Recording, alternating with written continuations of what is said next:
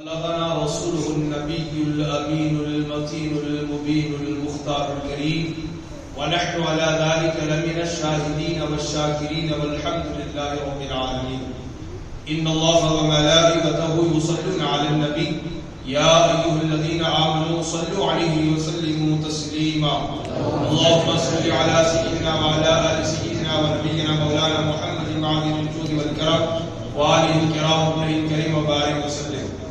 حضرات گرامی، اللہ رب العالمین کا بے پناہ شکر اور احسان ہے کہ اللہ پاک نے ہمیں اور آپ کو عشاء کی نماز باجماعت ادا کرنے کی توفیق عطا فرمائی اور آج کی اس بابرکت محفل میں بیٹھ کر اس کے پیارے حبیب صلی اللہ علیہ وسلم کی سیرت کو سننے کا اللہ نے موقع عطا فرمایا. اللہ پاک ہم سب کی اس حاضر کو قبول و مقبول فرمائے. کل کی محفل میں نے آپ حضرات کو بتایا تھا کہ حضرت عبد المطلب کے کل 10 بیٹے تھے. اس اعتبار سے حضور صلی اللہ علیہ وسلم کے کل 9 چچا ہوئے اور ان میں سے 2 نے اسلام قبول کیا. ایک حضرت امیر حمزہ ہے اور ایک حضرت عباس رضی اللہ تعالیٰ.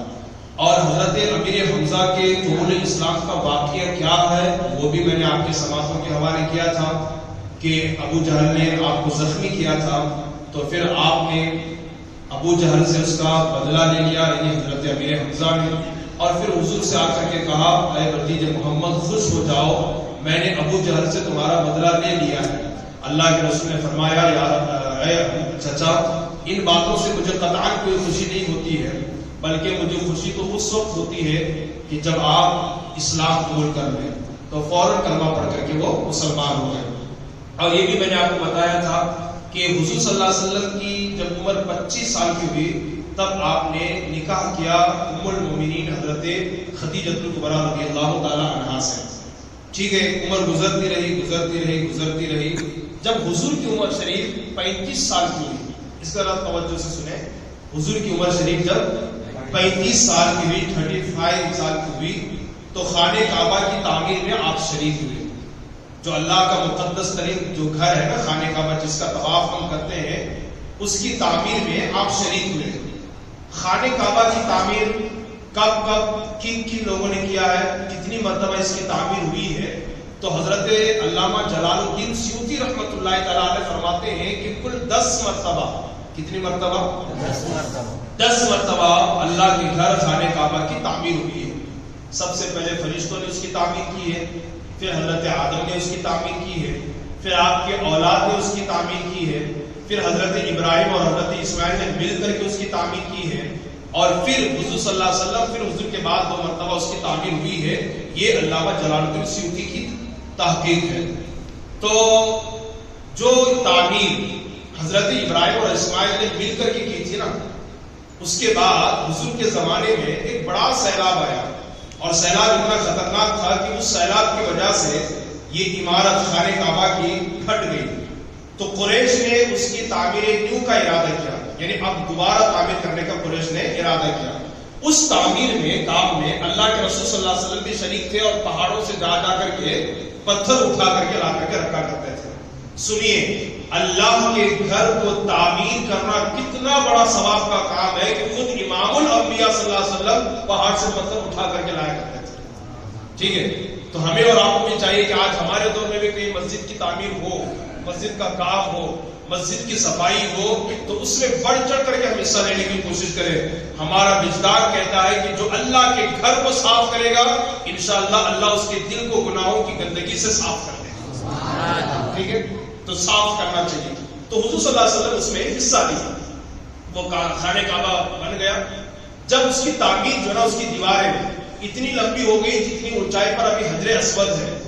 حجر اسود کیا ہے؟ ایک پتھر کا نام ہے جسے لوگ چومتے ہیں. اللہ سب کو موقع دے چومنے کا.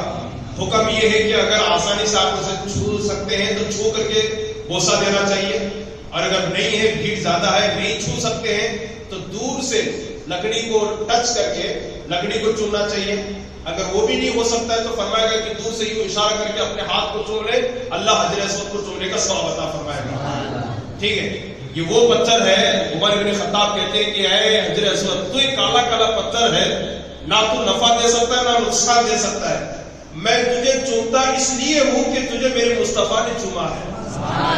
میں تجھے چومتا اس لیے ہوں کہ تجھے میرے مصطفیٰ نے چوما ہے، میرے مصطفیٰ کے لب لگ گئے تو اب قیامت تک آنے والے خدا کے بندے حضور کی سنت پر عمل کرتے ہوئے سے چومتے ہوں گے۔ تو دیکھا ہوگا آپ نے حجر اسود جہاں رکھا ہوا ہے نا، جب دیوار اتنی اونچائی پر پہنچ گئی اس کی عمارت کی تو عرب کے قبیلوں میں بڑا اختلاف ہو گیا، خاندانوں میں ہوتے ہیں، بڑے بڑے خاندان ہوتے ہیں بڑے بڑے، تو قبیلوں میں اختلاف ہو گیا کہ اب حجر اسود کو کون رکھے گا۔ اب فور ایگزامپل میں ایک مثال لے کر کے سمجھاؤں، مسجد معراج مستعار صفا کی تعمیر ہو گئی، مسجد بن کے شاندار انداز میں، اب ایک پتھر بٹھانا ہے، وہ پتھر کس کے ہاتھ سے بٹھائیں گے؟ مؤذن صاحب کہہ رہے نہیں میں بٹھاؤں گا، امام صاحب کہہ رہے نہیں میں بٹھاؤں گا، نائب امام کہہ رہے کہ میں بٹھاؤں گا، دوسرے مؤذن کہہ رہے کہ میں بٹھاؤں گا، چاروں میں اختلاف ہو گیا، اور اختلاف اس قدر بڑا کہ لڑنے مارنے پر تیار ہو گئے، جان دینے کے لیے تیار ہو گئے۔ تو اس دور میں حجر اسود کو بٹھانے میں بھی، پتھر رکھنے میں خاندانوں کے درمیان، قبیلوں کے درمیان اختلاف ہوگا، یہ خاندان والے کہتے ہیں ہم بٹھائیں گے، وہ قبیلے والے کہتے ہیں ہم بٹھائیں گے، یہ قبیلے والے کہتے ہیں ہم بٹھائیں گے، یہ قبیلے والے کہتے ہیں ہم بٹھائیں گے۔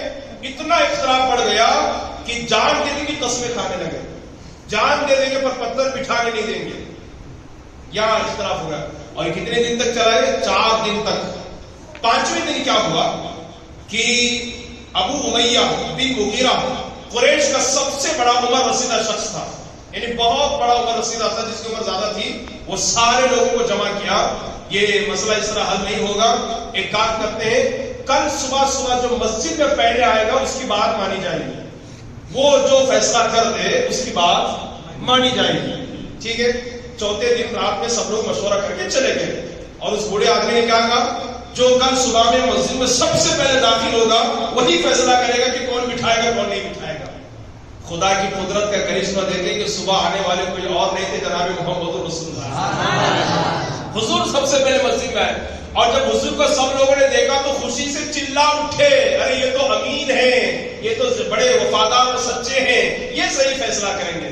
اور حضور نے ایسا فیصلہ کیا، نہ کسی کا دل ٹوٹا، نہ جھگڑا ہوا، نہ اختلاف ہوا، بلکہ بہت بڑی جنگ اور لڑائی جو نا وہ ختم ہو گئی۔ کیا کیا حضور نے؟ سرکار نے فرمایا کہ جو بڑے بڑے 4 قبیلے ہیں نا، وہ قبیلے والے اپنے اپنے سردار کا انتخاب کریں، چن لیں، ان کے خاندان میں بڑا آدمی کون، ان کے خاندان میں بڑا آدمی کون، ان کے خاندان میں بڑا آدمی کون، ان کے خاندان میں بڑا آدمی کون۔ 4 بڑے جو قبیلے تھے تو سارے لوگوں نے مل کر کے اپنے اپنے خاندان میں بڑے آدمی کو آگے کر دیا۔ اب ہمارے خاندان میں، اب جیسے فور ایگزامپل ہمارے مسجد کے قدیم مؤذن صاحب عبد الکریم صاحب یہ کہتے ہیں کہ میں ہمارے خاندان میں سب سے بڑا میں ہوں ابھی فی الحال، ٹھیک ہے، کیا بھی کر رہا ہوں تو ہمارے خاندان والے مجھے کچھ کو کرتے ہیں۔ ایسے 4 بڑے بڑے لوگوں کو 4 بڑے خاندان والوں نے آگے کیا۔ سرکار نے فرمایا چاروں سے ادھر آؤ، وہ چاروں آئے، سرکار نے چادر بچھائی اور حجر اسود کو اٹھا کر کے چادر میں رکھا، اور پھر چاروں سرداروں سے فرمایا کہ چاروں ایک ایک کونا پکڑو اور اٹھا کر کے دیوار تک لے کر کے چلو، اور چاروں سرداروں نے اس کونے کو پکڑا، اٹھا کر کے لے کر کے گئے۔ اب وہاں جب دیوار تک پہنچے تو سرکار نے خود اٹھا کر کے اپنے ہاتھ سے خانے کعبہ میں اس پتھر کو رکھ دیا، ٹھیک ہے۔ تو حضور صلی اللہ علیہ وسلم کے اس حسن تدبیر سے ایک بہت بڑی جنگ ٹل گئی اور بہت بڑا اختلاف ختم ہو گیا۔ کب؟ 35 سال کی عمر میں۔ اور حضور کے آمد کے مقاصد میں سے ایک اہم مقصد یہ تھا کہ حضور صلی اللہ علیہ وسلم اختلافات کو ختم کرنے کے لیے آئے تھے، جھگڑوں کو ختم کرنے کے لیے آئے تھے، اور حضور صلی اللہ علیہ وسلم نے ایسا کیا ہے۔ آپ کو معلوم ہونی چاہیے 2 خاندان اور ہیں، اوس اور خزرج، یہ 2 خاندان ہے، 2 قبیلے کے نام ہیں، ایک خاندان یہ ہے اور ایک خاندان یہ ہے۔ ان دونوں خاندان کے درمیان جنگ ہوتی تھی، 120 سال تک جنگ ہوئی ہے، اور ہر مرنے والا باپ اپنے بیٹے کو یہی وصیت کرتا، نصیحت کرتا، بیٹا جنگ ختم نہیں کرنا، یہ تمہارے باپ دادا کی پہچان ہے، ختم نہیں کرنا۔ اور جنگ کیوں ہوئی تھی؟ اس خاندان کے چھوٹے سے بچے نے اس خاندان کے چھوٹے سے بچے کے کھلونے کو توڑ دیا تھا۔ بچوں کی لڑائی بڑوں کی لڑائی میں تبدیل ہو گئی۔ تفسیر میں ہے 120 سال تک جنگ ہوتی رہی، اور ہر مرنے والا باپ بیٹے کو یہی وصیت کرتا کہ جنگ ختم نہیں کرنا۔ لیکن حضور صلی اللہ علیہ وسلم جب ان کے درمیان جربگر ہوئے، مصطفیٰ جان رحمت صلی اللہ علیہ وسلم نے ایسا جام پلایا اور ایسا ان کے سامنے کردار پیش کیا کہ 120 سال سے لڑنے والے آپس میں سگے بھائیوں کی طرح ہو گئے، پیارے بن گئے، اور لڑائی کو ختم کر دیا۔ تو حضور آئے تھے لڑائی کو ختم کرنے کے لیے، اختلافات کو ختم کرنے کے لیے۔ تو آج یہ میسج لے کر کے جائیں، پیغام لے کر کے جائیں کہ جہاں کہیں بھی لڑائی ہو تو ہم بھی اسے ختم کرنے کی کوشش کریں گے، اسے بجھانے کی کوشش کریں گے، مٹانے کی کوشش کریں گے، حتیٰ کہ اگر آپ کے بلکہ فرمایا بعض فقہاء اور علماء نے کفر اور شرک کے بعد سب سے بڑا گناہ اگر کوئی گناہ ہے تو وہ جھوٹ بولنا ہے. جھوٹ بولنا بہت بڑا گناہ ہے. لیکن اسلام کہتا ہے کہ اگر آپ کو یقین ہے کامل ہے کہ آپ کے جھوٹ بولنے سے جھگڑا ختم ہوگا تو جھوٹ بولیے, جھگڑے کو ختم کیجیے. لیکن ہائے افسوس ہمارا ایمان کتنا کمزور ہو گیا. ہمیں معلوم ہے کہ میں بولوں گا تو لوگ خاموش ہوں گے, میں جھوٹ بولوں گا تو جھگڑا ختم ہو جائے گا, بہت بڑا فتنہ دب جائے گا. نہیں کرتے لوگ, بی طرح لگاتے ہیں, بی طرح بولتے تھے اور لیکن تماشا کھڑے ہو کے دیکھتے رہتے ہیں. مت کیجیے ایسا, خدا نہ مت کیجیے. ٹھیک ہے, تو اختلافات کو ختم کرنے کی کوشش کریں. تو حضور صلی اللہ علیہ وسلم کے حسن تدبیر سے کیا ہوا, ایک بہت بڑی جنگ ٹل گئی. دوسری بات, پھر 35 سال سے عمر بڑھتی رہی 40 سال.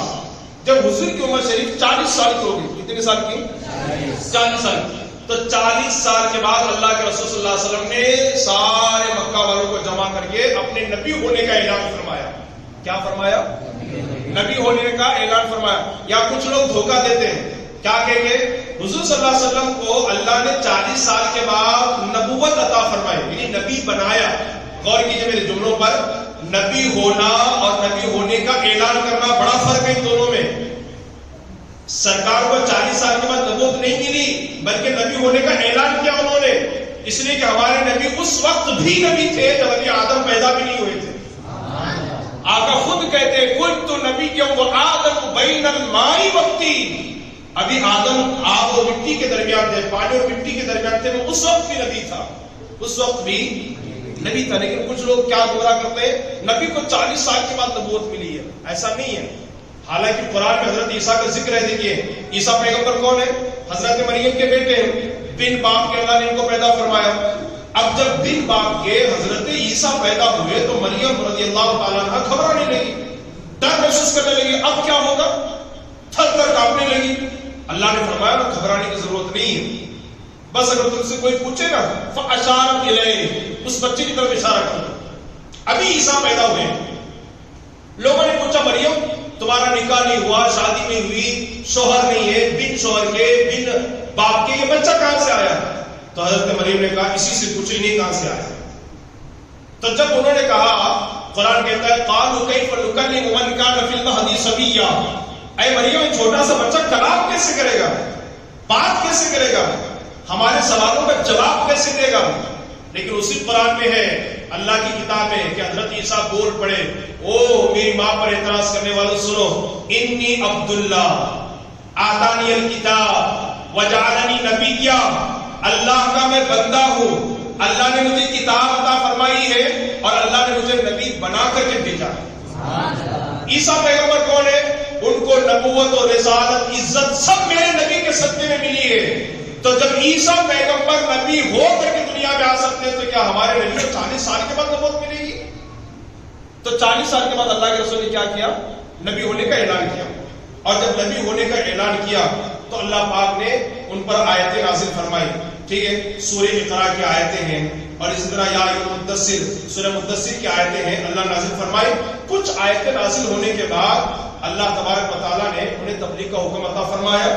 اب آہستہ آہستہ آپ نے تبلیغ شروع کر دی. کیا کر دی, تبلیغ شروع کر دی. یہ بس آخری بات, اللہ کے رسول صلی اللہ علیہ وسلم کو جب رب نے کہا کہ آپ علل اعلان تبلیغ کریں تو سرکار نے آہستہ آہستہ دین کا کام شروع کیا.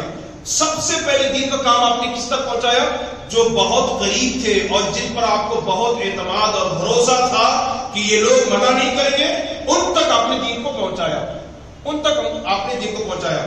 تو چنانچہ دیکھیے جوانوں میں سب سے پہلے ابو بکر صدیق ایمان لائے. کون لائے, ابو بکر صدیق رضی اللہ عنہ جوانوں میں سب سے پہلے یہ ایمان لائے.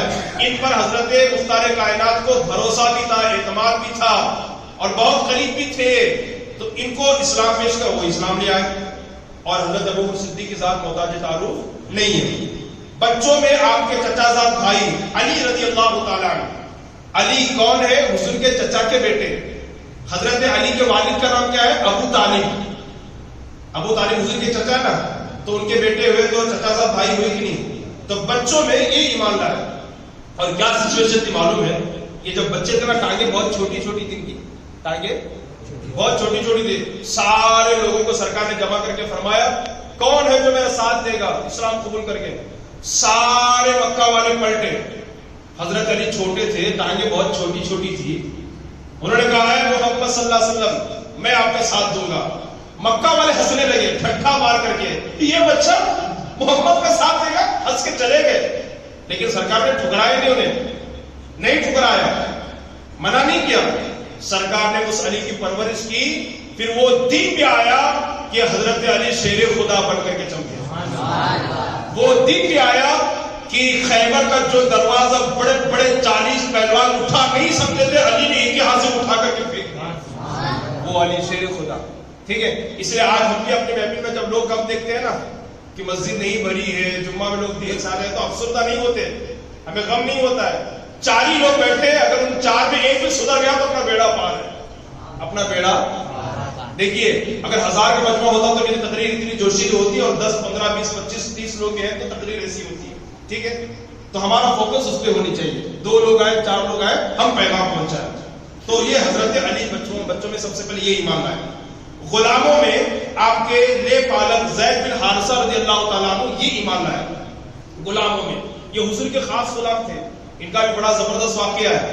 یہ حضرت زید بن حارثہ جو اپنی ماں کے ساتھ سفر میں جا رہے تھے. کہاں جا رہے تھے؟ ڈاکوؤں نے حملہ کر لیا. پہلے کیا ہوتا تھا کہ ڈاکو لوگ جو نا وہ گھاٹیوں میں جھاڑیوں میں چھپ کر کے بیٹھتے اور جو قافلہ جاتا اس پر حملہ کرتے اور سارا مال لوٹ لیتے تھے. زید بن حارثہ رضی اللہ تعالیٰ اپنی ماں کے ساتھ سفر کر رہے تھے. ڈاکو نے حملہ کے گرفتار کر لیا، ماں سے چھین لیا بچے کو اور لا کر کے کہاں بیچا؟ ان کو مکے میں بیچا. کہاں بیچا؟ مکے میں بیچا. اور کسے بیچا؟ خدیجہ الکبریٰ کو بیچا. کس کو بیچا؟ خدیجہ الکبریٰ، یعنی حضور کی جو بیوی ہے، پیاری بیوی، ان کو بیچا. اور جب حضور کا نکاح خدیجہ الکبریٰ سے ہوا تو خدیجہ الکبریٰ نے تحفے میں اس غلام کو حضور کے حوالے کر دیا کہ آج کے بعد یہ میرا غلام نہیں، آپ کا غلام ہے. ٹھیک ہے. اب حضرت زید بن حارثہ کتنے سال رہے حضور کی بارگاہ میں؟ 10 سال غالباً رہے. تو حضرت زید بن حارثہ جو گاؤں کے اندر، اس گاؤں کے کچھ لوگ مکہ آئے تھے تجارت کے لیے. اور دیکھا یہ تو زید بن حارثہ ہے، ان کے والد تو عمر گاؤں میں رہتے ہیں. تو جا کر کے سیدھا بتا دیا کہ تمہارا بیٹا تو مکے میں رہتا ہے محمد کے پاس. اب وہاں سے ان کے ابا، ان کے چچا بہت سارے پیسے، سامان، تحفے لے کر کے آئے مکہ. کہا محمد صلی اللہ علیہ وسلم یہ زید بن حارثہ ہمارا بچہ، اس کو ہمارے حوالے کر دو، یہ سب لے لو، یہ سب لے لو ہمارے حوالے کر دو. حالانکہ غلام ہے، غلام پر باپ سے زیادہ حق آقا کا چلتا ہے. ٹھیک، آقا جیسے بولے ویسے غلام کو سننا رہتا تھا. سرکار نے فرمایا تمہارا کوئی پیسہ مجھے نہیں چاہیے. ٹھیک ہے، اور میں زبردستی بھی نہیں کروں گا. زید سے پوچھو کہ وہ کس کے ساتھ رہنا چاہتا ہے. کیا اخلاق تھے حضور کے. دیکھیے باپ سے، ان کے باپ سے، چچا سے سرکار نے کیا فرمایا؟ بچے سے پوچھو کہ تمہارے ساتھ آنا چاہتا ہے کہ میرے ساتھ رہنا چاہتا ہے. چاچا اور باپ نے مل کر کے بہت سمجھا بیٹا چلو. کہا جو پیار مجھے محمد کے پاس ملتا ہے وہ آپ کے پاس بھی نہیں ملے گا. اب میں محمد کی بارگاہ چھوڑ کر کے کہیں نہیں جاؤں گا. سرکار نے 10 سال، حضرت زید بن حارثہ خود کہتے ہیں کہ میں جتنے سال سرکار کی بارگاہ میں رہا کبھی سرکار نے مجھے یہ کیوں نہیں کیا یہ کہہ کر کے کبھی نہیں ڈانٹا، اور یہ کیوں کیا یہ کہہ کر کے کبھی سرکار نے مجھے نہیں ڈانٹا. ایسا اخلاق سرکار نے پیش کیا. تو غلاموں میں سب سے پہلے اسلام کون لائے؟ زید بن حارثہ. عورتوں میں سب سے پہلے اسلام کون لائے؟ حضرت خدیجہ الکبریٰ. اور حضرت بلال حبشی یہ بھی پہلے اسلام لانے والوں میں سے ہیں. تو جوانوں میں کون اسلام لائے؟ حضرت ابوبکر صدیق. ٹھیک، 40 سال کے بعد حضور نے نبوت کا اعلان کیا، پھر تبلیغ کا کام شروع کیا. اور سب سے پہلے اسلام کون لائے جوانوں میں؟ حضرت، بولیے، بچوں میں حضرت علی، غلاموں میں زید بن حارثہ، عورتوں میں حضرت خدیجہ الکبریٰ، اور بلال حبشی بھی اسلام لانے والوں میں سے. اب حضرت ابوبکر صدیق جب اسلام لائے نا تو گھر بیٹھے نہیں لوگ، جا کر کے وہ بھی اسلام کی تبلیغ کرتے رہے. آج ہمارا حال کیا؟ ہمیں بہت کچھ معلوم ہے لیکن ہم لوگوں کو نماز کی دعوت نہیں دیتے. گھر سے نکلتے ہیں نا تو چلتے چلتے چلو بھائی نماز کو، چلو چلو چلو چلو نماز چلو، یہ بولنا چاہیے، دعوت دینی چاہیے. حضرت ابوبکر صدیق اسلام لانے کے بعد تبلیغ کا کام شروع کر دے، اور آپ ہی کی تبلیغ سے متاثر ہو کر حضرت عثمان، حضرت سعد، حضرت طلحہ، حضرت عبد الرحمن، حضرت زبیر بن عوف رضی اللہ تعالی عنہ، اتنے بڑے بڑے لوگوں نے اسلام قبول کیا. پھر ان کے علاوہ انہی حضرات کے بعد سعد بن زید، ابو ذر غفاری، ارقم بن ابی ارقم، عبداللہ بن مسعود، عثمان بن مظعون، ابو عبیدہ بن جراح، عبیدہ بن حارث، حسین بن عمار بن یاسر، خباب بن عرد، خالد بن سعید اور صہیب رومی جیسے بڑے بڑے صحابہ نے اسلام قبول کیا. ٹھیک ہے، تو گزارش یہ ہے کہ آپ بھی تبلیغ کریں، نماز کی دعوت دیں، سنتوں کی دعوت دیں، لوگوں کو اللہ کے دین کی طرف بلائیں، اللہ کے گھر کی طرف بلائیں، اللہ کے دین کی مدد کریں. قسم خدا کی میرے رب نے قرآن میں فرمایا ان تنصروا اللہ ینصرکم، اگر تم اللہ کے دین کی مدد کرو گے اللہ تمہاری مدد کرے گا. تو آج سبق کا خلاصہ کیا ہے درس کا ہمارا؟ 35 سال کی عمر میں سرکار نے ایک حسن تدبیر کی بنیاد پر ایک بہت بڑی جنگ کو ختم فرمایا. ٹھیک، اور دوسری بات کیا، 40 سال کے بعد سرکار نے کیا کیا؟ نبوت کا اعلان فرمایا. اور اس کے بعد دھیرے دھیرے تبلیغ کا کام شروع کر دیا، اور آپ کی تبلیغ سے کئی لوگ اسلام لے کر کے آئے، اور جن کو آپ نے مسلمان کیا انہوں نے تبلیغ کا کام شروع کیا، اور ان کی تبلیغ سے کئی لوگوں نے اسلام کو قبول کیا. یہ اتنا لے کر کے جائیں. انشاءاللہ کل میں آپ کو بتاؤں گا کہ جن لوگوں نے اسلام قبول کیا مکہ والوں نے کتنا ستایا، کتنا پریشان کیا، کتنا تڑپایا، اور کن کن مصیبت کے راہوں اور تکالیف کے راہوں سے انہیں گزرنا پڑا. اللہ پاک ہمیں اور آپ کو کہنے سننے زیادہ عمل کی توفیق عطا فرمائے. اللہ پاک ہم سب کی عمر میں، علم و عمل میں بے پناہ خیر و برکت عطا فرمائے. اللہ پاک ہم سب کو نبی کی سیرت پڑھنے، سننے، اس پر عمل کرنے اور اسے دوسروں تک پہنچانے کا اللہ توفیق عطا فرمائے. اور آج کے محفل میں جتنے حاضر ہیں اللہ سب کے حاضری کو قبول و مقبول فرمائے. اللہ پاک ہم سب کو نبی پاک صلی اللہ علیہ وسلم کے نقش قدم پر چل کر اپنی دنیا اور آخرت کو بہتر سے بہتر بنانے کی توفیق عطا فرمائے. وما علینا الا البلاغ. السلام علیکم.